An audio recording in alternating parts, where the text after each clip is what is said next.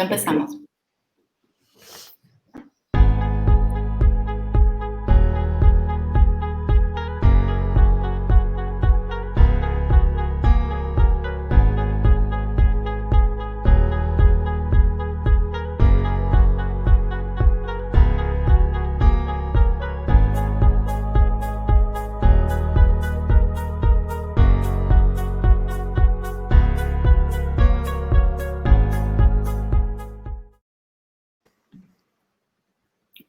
Welcome everyone to this second edition of the KIX Conversations.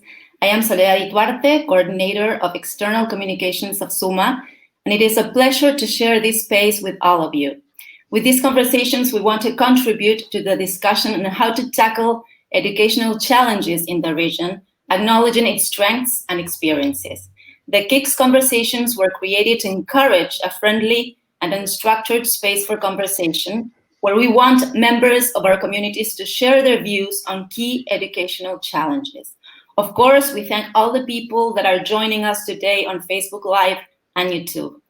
Before we start, a brief summary of KIX.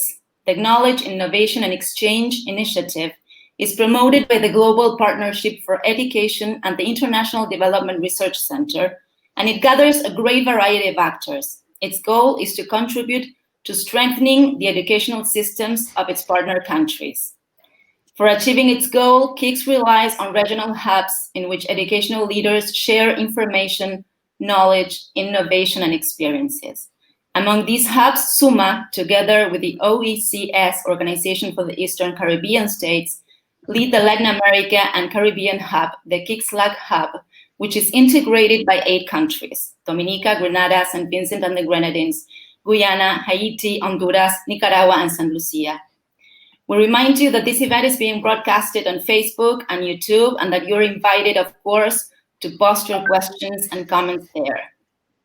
On this occasion, it's a pleasure to introduce Dr. Manos Antoninis, Director of the UNESCO GEM Report, and Dr. Javier González, Director of SUMA and Affiliate Professor at the University of Cambridge, who will discuss the recently published GEM Report for Latin America and the Caribbean. Welcome, Manos. Welcome, Javier.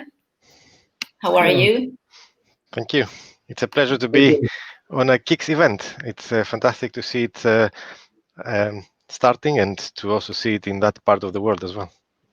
Okay, thank you for being here. Okay, let's start this conversation. The first question is for both of you. 2 questions in one, actually. What progress has been made in monitoring and measuring levels of inclusion in the region's education systems? And related to this, how can we move towards accountability models that consider these aspects in the definitions of educational quality? Who wants to start? Let me start as the director of the Global Education Monitoring Report. Let me have the first take at this very interesting question. I think before we get to the monitoring per se, it's important to see how our regional reports on inclusion and education actually define inclusion, because inclusion has often been associated with one or another particular group. But in reality, we talk about inclusion in this report as a process that sees potential in every student, sees value in every student, and therefore calls on systems to adapt to the needs of these children rather than the other way around.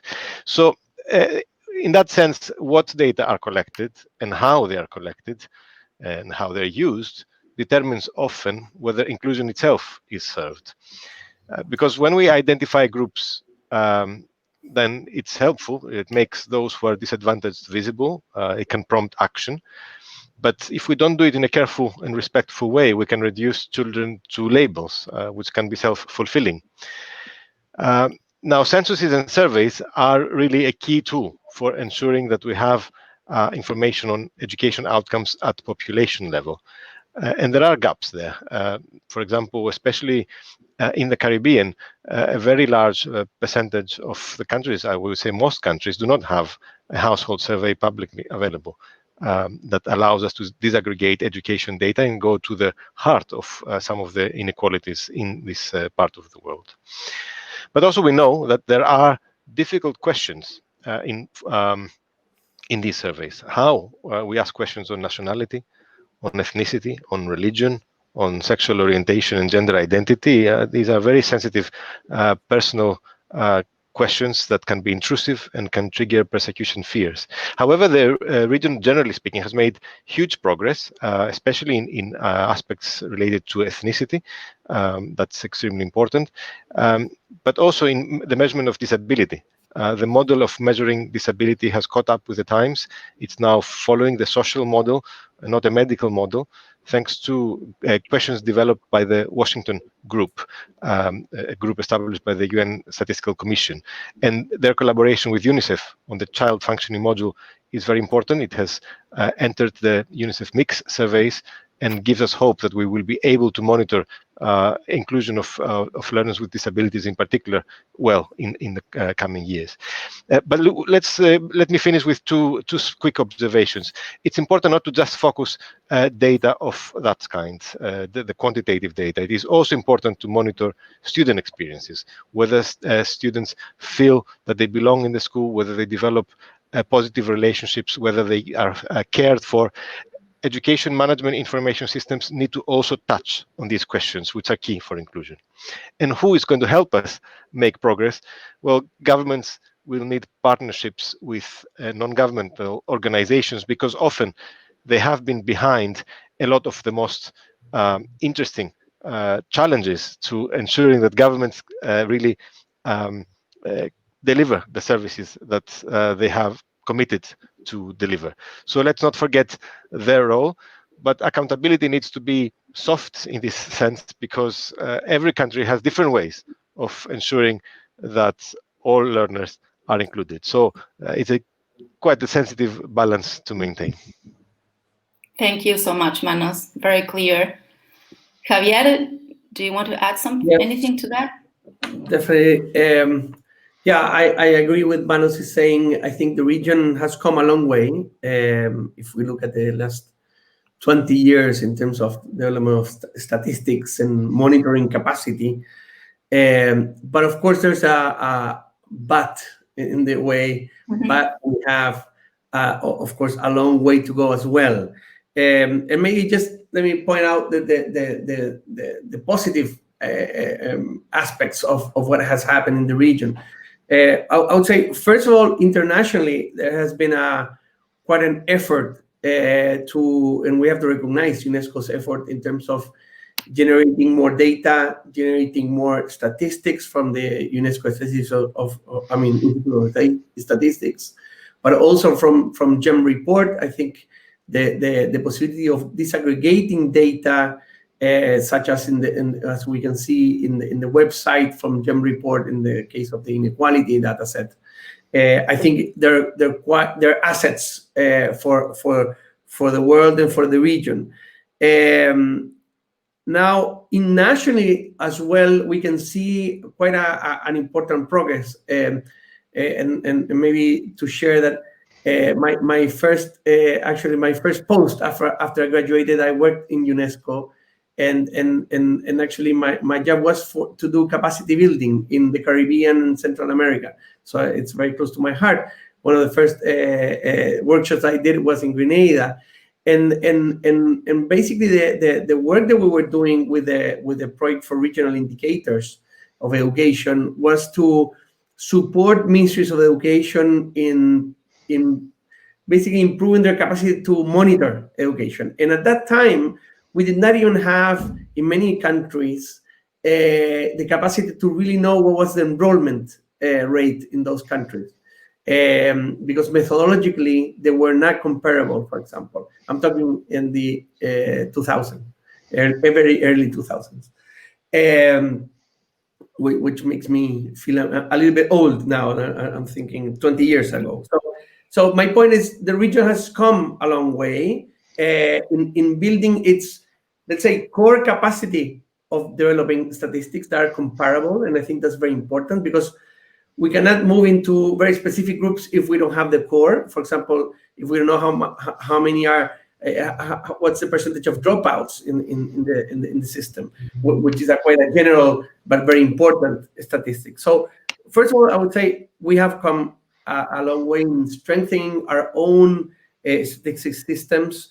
We can see, for example, the issue of including specific questions in terms of ethnicity, for example, in the census, and if we go even more backwards, in 1980, only 6 countries had some questions of ethnicity in their census. Today, all Spanish-speaking countries in the region, except for Dominican Republic, and I want to say that because I think it's something to really talk about, that we have to move forward in including these questions in our census, and also in embracing the efforts that have been done. For example, using the Washington agreements regarding the different questions that we should use for those disabled populations. And I think many countries are doing a lot of effort in including those questions, but it's slower than we would like to see in the region. Now, moving forward also in the capacity of monitoring, I think monitoring comes when society recognizes the importance of these issues. And I think we can see quite an important move culturally in the last 2 decades in terms of recognizing the importance of inclusion in the sense of recognizing, but also valuing and constructing our system upon the diversity, basically. And we can see this in the different laws and institutional frameworks that we have in the region, which have been including in our framework laws of education, basically general laws of education. We have been including different concepts of inclusion, probably more acceptable than others. We still sometimes understand inclusion in a separate way, in saying, okay, let's include them in the system, but let's educate them separately. That is changing also in time. I would like to just finish maybe with 2 points. One, saying I think it's very important as well at the national level, the role that NGOs play. I think Latin America and the Caribbean are regions in which we can see very active social NGOs and civil society as a whole. It tends to highlight, and many of these NGOs have been are very interesting, actually, when we see them in their capacity to highlight those things, those groups, those issues that are not being seen by governments, by state policies, or even are able to oppose, for example, in the region, as we say, for example, as we see in relation to, for example, LGBTI groups, in which, for example, in Ecuador and Brazil, we have seen movements towards exclusion of LGBTI groups, and we see the NGOs play quite a role in not only monitoring basically general and international agreements, but also local policies. Now, beyond, and your question had to do with accountability, I think it's important to say that we have moved in the region towards more capacity in terms of monitoring. That many of the countries have been creating institutes of evaluation, of assessment of quality of education, but we have not been as much so successful, or we have not put so much strength and attention into creating more support systems. So inclusion needs support, not only monitoring and accountability. What it needs is support systems for teachers, for schools, to make them more inclusive. So that is something that I think, Soledad, we should definitely be looking at ahead. Thank you, Javier. Thank you very much. Manos, this is a question for you about interculturality and its impact in education, which is included in the GEM report also, and it is one of the greatest challenges for such a diverse region like ours, Latin America and the Caribbean. So the question is, what challenges remain regarding intercultural bilingual education? It's true, the language of instruction can define to a very large extent the degree of inclusiveness in education systems. And we should also admit that many countries in the region have made really important progress incorporating bilingualism into the education system, especially for indigenous people. It's not only for indigenous people, especially in the region now, and in many of the Caribbean islands. Also, migration is adding pressures to address the needs of those learners, and they are quite new pressures that did not really exist before. But thinking of primarily the indigenous populations, countries also should be considering the multiple challenges that are appearing. For example, many countries' systems are not immune to the problems in design and the difficulties in implementation. Often provision of intercultural education, even if a law exists, even if a system has been established, it is not compulsory, and it's left to the goodwill and discretion of local authorities and schools. And a key problem is that often it is limited to the indigenous community itself, to the ethnic minority. Chile is an example of a country that introduced a very, very solid indigenous language sector already 10 years ago. But it did that only for those schools where at least 20% of the students belong to the indigenous groups. There has been a further effort to introduce also new subjects on language and culture of the original ancestral peoples in primary school. That's meant to be introduced next year. But again, it is only limited to those communities. And I think for inclusion, it is important for every student to be exposed to the characteristics of the ethnic communities that live in that country. Now, that, of course, brings us to the very general challenge that inclusion faces in every country for every group, and not just to ethnic minorities. And there are difficult questions and potential drawbacks by including groups of learners at risk of exclusion. In some contexts, inclusion may intensify pressure to conform. The identity of a group, its practices, its languages and beliefs may be devalued if you put everybody together. In the end, we end up by undercutting a sense of belonging. In urban areas in Latin America, most indigenous people live in urban areas, but there they are a minority compared to their ancestral lands where they came from as internal migrants. So the right of a group to preserve its culture and the right to self-determination is increasingly recognized. So inclusion sometimes may be resisted out of prejudice, but also out of recognition that identity may be maintained and empowerment may be achieved only if a minority is a majority in its area. So these are difficult questions because exposure to the majority may reinforce prejudices and may intensify the disadvantage of a minority. And I think that's, to answer your question, that's where we see the challenges in practice. Often we see even indigenous communities sometimes, some parts of it, resisting the idea of bicultural and bilingual intercultural education if they feel that that might further marginalize them. So it is very important, therefore, that the spirits of inclusion permeates the entire education system and is not seen as if it is a simple recipe just to address the needs of one group and keep that group aside, away from the rest of society. Perfect. Thank you so much. We thank all the people that are joining us today in Facebook Live and YouTube. We have several comments too, so thank you, everyone. Javier, continuing the discussion about inclusion, youth deprived of liberty is an example of a vulnerable population that is often stigmatized and excluded from education opportunities. So how can our region increase efforts to include this population, and what are the experiences of our countries in this matter?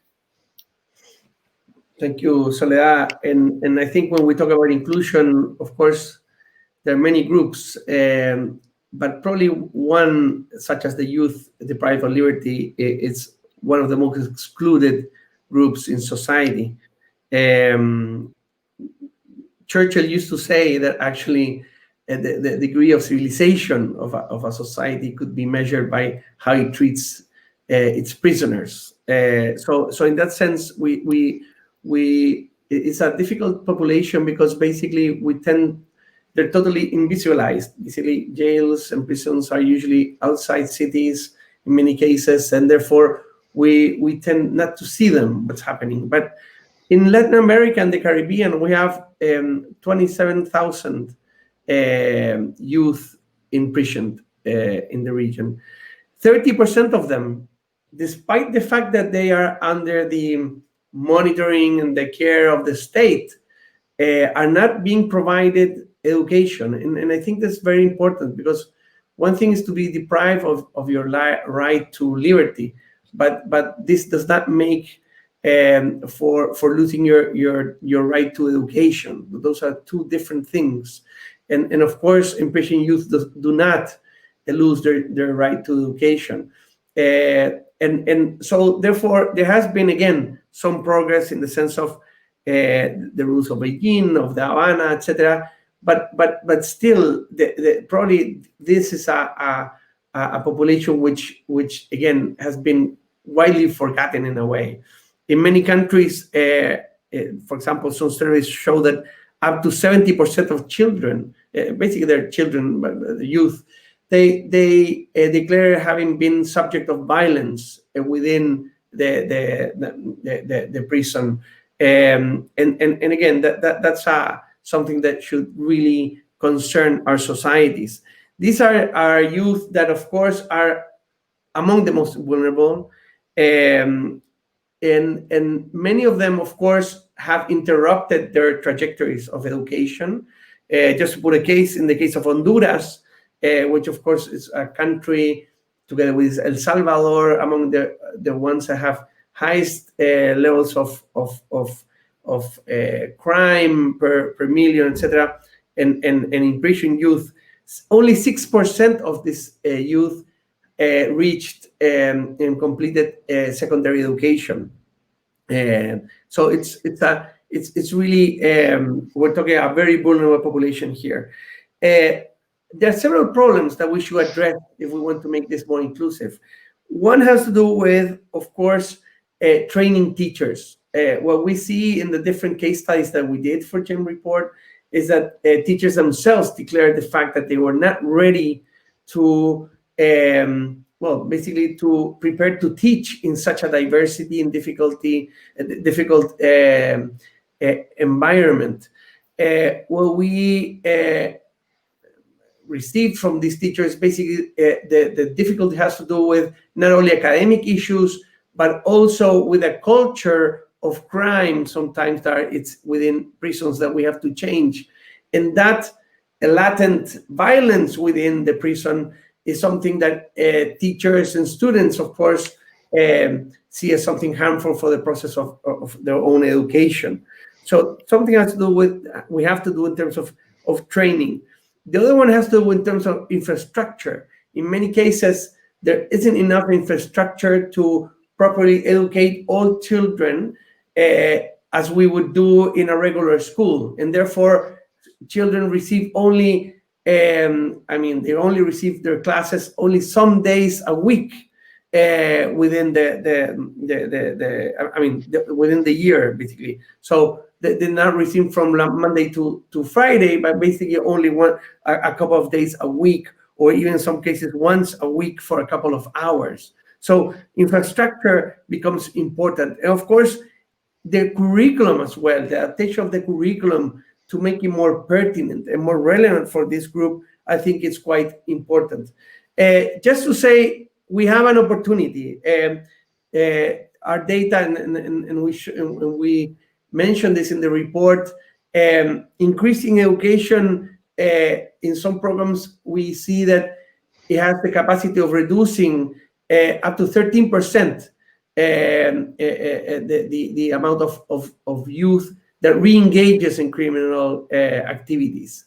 So education matters for this group, not only as a human right, but also in terms of, from an instrumental perspective, in terms of removing this youth from crime activities, from pandillas, from maras, etc., from gangs, and reconstituting them as citizens. And therefore, I think it's very important to focus this not only in terms of academic progress, of course, in delivering tools for labor insertion, but also in terms of the role and identities, how to question how education can allow them to reflect basically on their own identity, in their pro-social identity and identity as citizens. And of course, there's many, and probably I don't have time to mention here, but in El Salvador, in Argentina, and Honduras, we mentioned several programs are occurring that are happening. But again, and just to finish, I think it's important for inclusion to happen, for material conditions to be at place.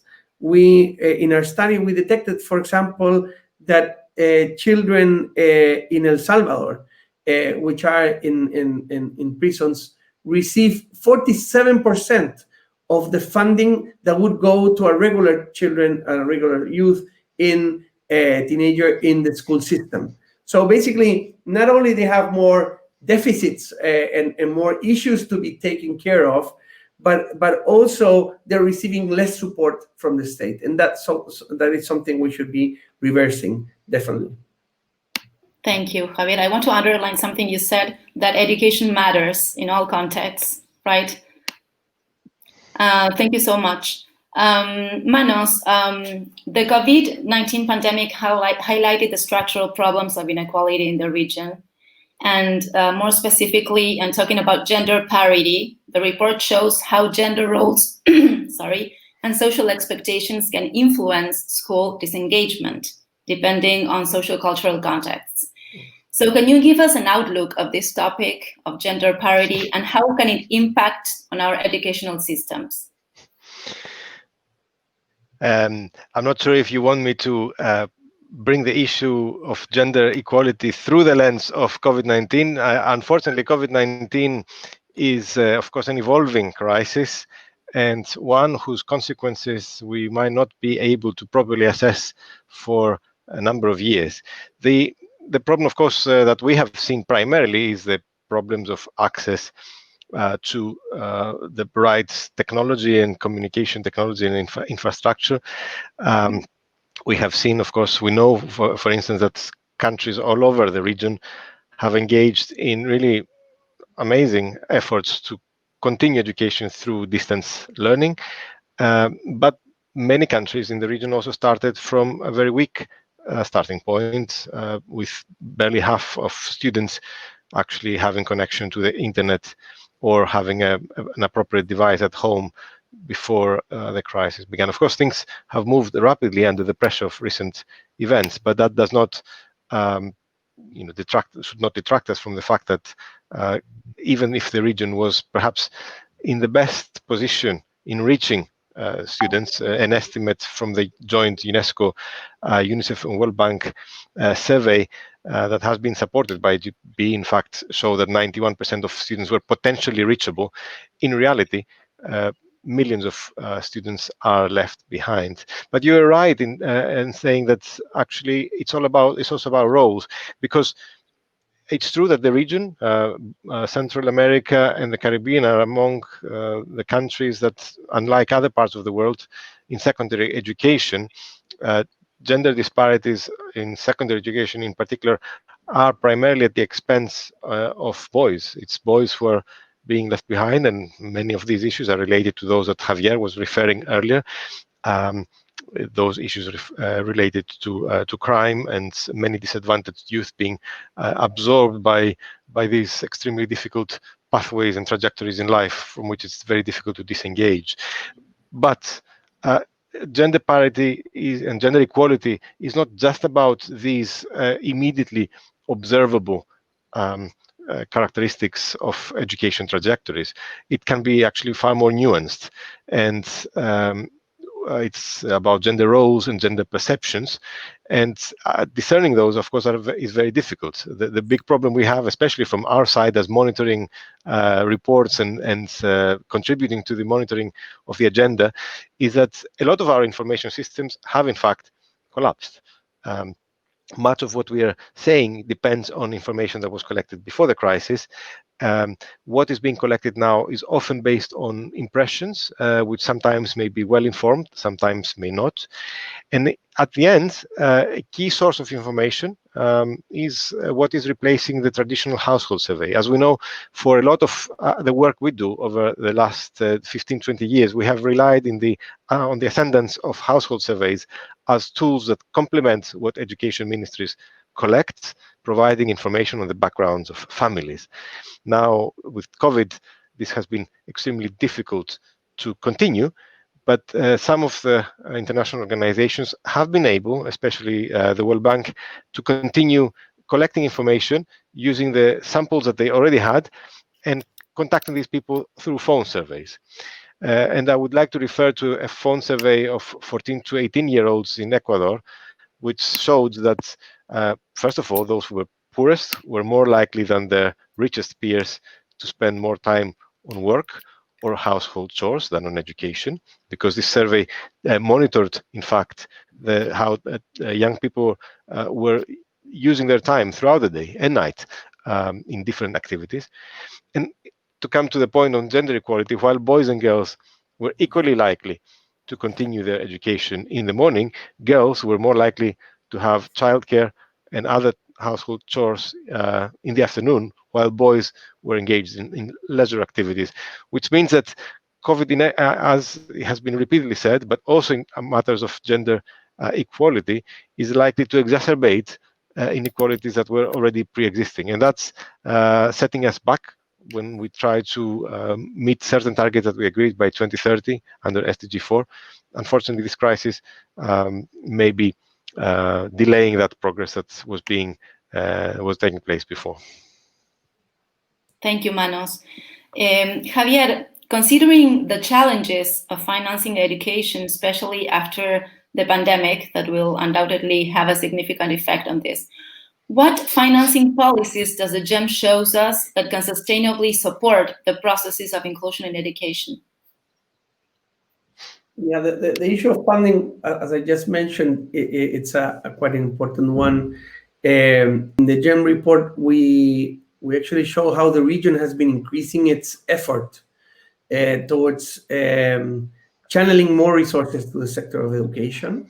And we can see this in terms of the percentage of GDP and also in terms of the priority that the ministries of finance are giving basically to the sector of education by increasing just in the last almost 15 years, more than 3%, from 13% to more than 16% of total public expenditure going to education. So we see that actually there is an effort, there is an increase in priority, but again, there's a big but, and I think this is very important to highlight that, is the fact that when we measure also the amount of resources going to education in absolute terms, and this is very important because quality of education has an absolute component, and therefore we see that there's a correlation between quality and expenditure up to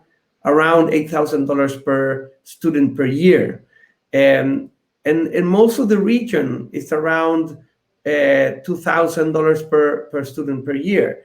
Therefore, we're still the expenditure is still low, and what is more worrisome is that it's divergent with leading countries in the OECD in terms of absolute numbers, and that could put the whole region. I mean, could create a lag in terms of education achievements in the future, and these are beyond a couple of dollars more or less. These are quite tangible issues. Last week, I was interviewing the Minister of Education of Argentina, and we were talking about the fact that according to their figures, for example, 45% of teachers work in more than 3 schools, 12% actually more than 5 schools, and that's due to low wages. So it's very difficult to be inclusive if we don't have, again, the material conditions to do so. It's very important also to be able to channel, and I think the report mentions this in the sense of the capacity to channel resources both more locally, and therefore, for example, in Nicaragua, we see that less than 2% of expenditure actually is made at the municipal level. And that, of course, provides very little leeway, very little flexibility for these localities to address the diversity of their territories, but also channeling more resources according to the needs of children. In Jamaica, for example, only 1/4 of schools have the proper infrastructure for disability. I mean, with people for people with disabilities, for example, and we know also that this is not an issue only in terms of resources, but also in terms of planning. When we have to reform the infrastructure of schools to make them more inclusive, that costs around 5% more than the original budget.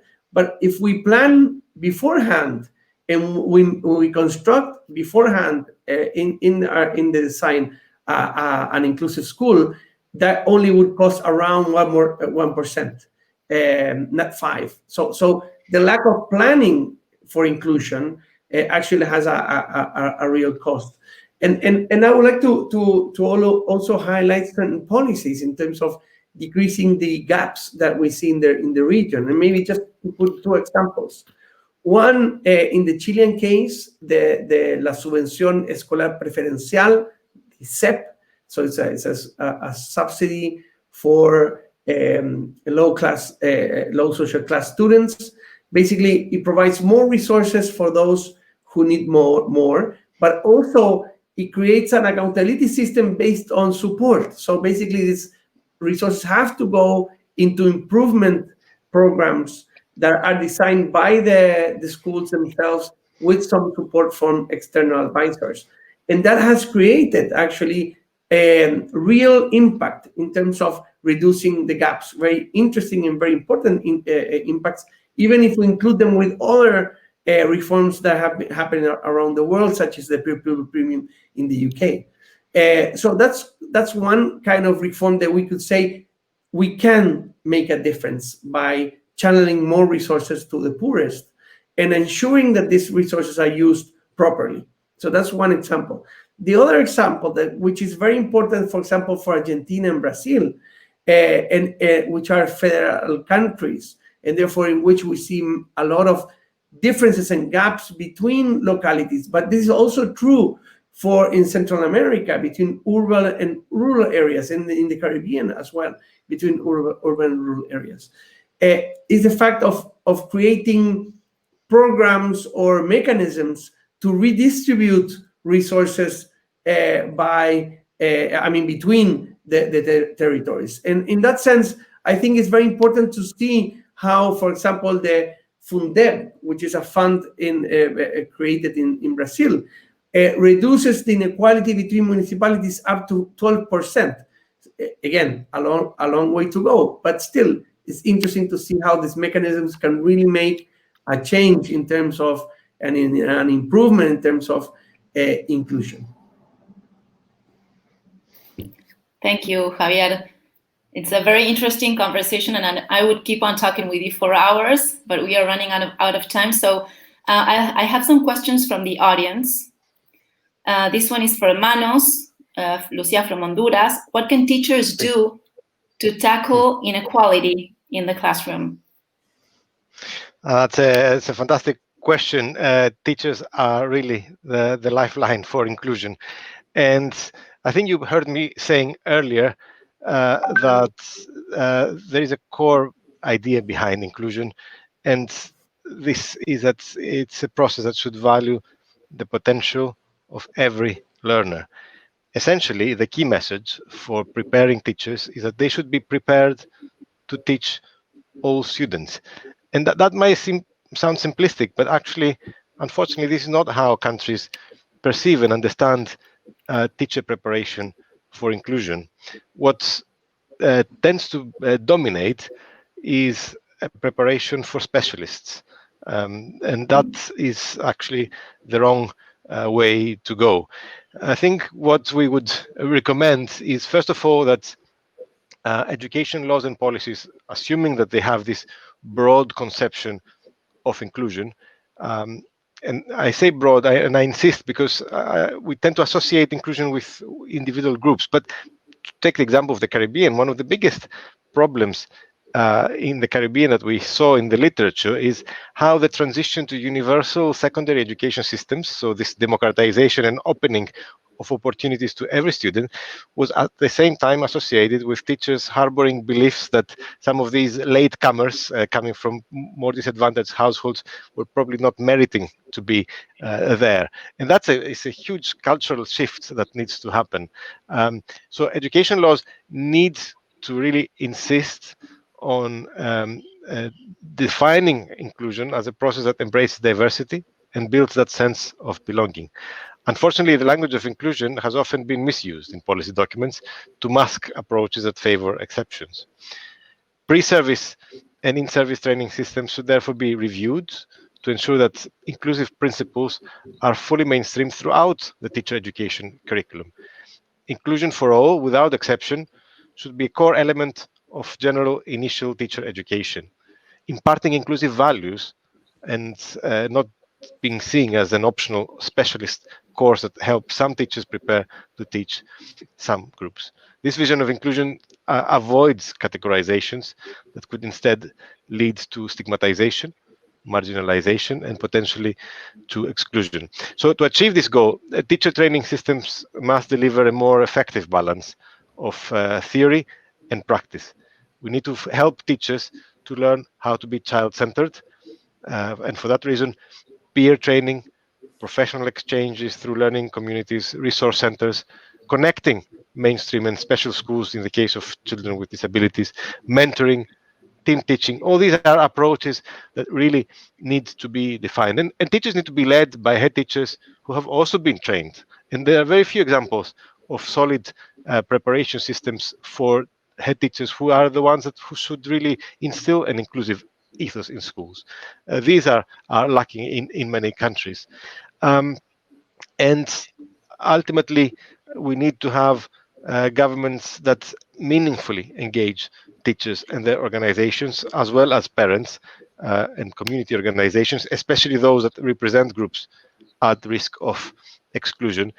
Maybe the way forward is to develop teacher standards and competencies that expect teachers, set high priorities for teachers to set high standards for their learners.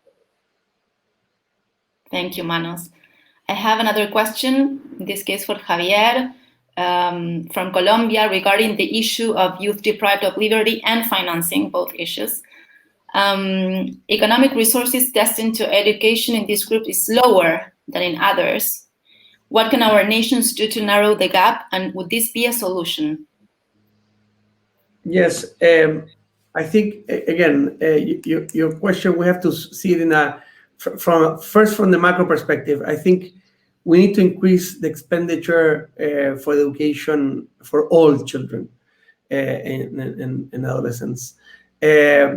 We have to make that effort. Countries are doing that effort, but this connects also to a macro level that has to do with tax reforms. CEPAL and other have shown, in SUMA, we have done studies regarding how we're lagging behind in terms of financing education because our taxing systems actually are not adequate, in the sense that our tax levels are lower than in other regions in the world, especially when we compare them to the same GDP. So when we ask what happened to, for example, OECD countries when they had the same GDP than Latin American countries today, what we're doing in terms of tax reforms. And what we see this, and this has also been the work of Piketty and other economists, they show basically that, and I can say this responsibly, being an economist, is this not an economic issue? In the case of Latin America, it has to do also with a political definition of society. Because as I was saying, countries with the same GDP at their moment decided differently in terms of what was supposed to be distributed among society. So first of all, in terms of we need to tax more and tax better. Actually, there's a report from the Inter-American Development Bank, which actually I think now that I said it, I think one of their slogans is kind of more or less similar, and basically has to do with that. Of course, increasing taxation, especially income taxation, royalties for natural resources, and that would allow to improve social services as a whole and welfare states in Latin America as a whole, in which, of course, education plays a key role. So that's a more general perspective. The second has to do with, of course, with deprived population, and I mean deprived from liberty population, imprisoned youth, and I think we as a society we have to realize again that the children can be deprived of their liberty, but not of their right to education, and sometimes there is still in some countries, and we can see this in the international polls of values, for example, world value surveys and that kind of instruments, that we still have a logic of punishment towards youth who are imprisoned. So in some way, sometimes politically, it is very difficult to sustain the fact that we need to invest more in imprisoned youth.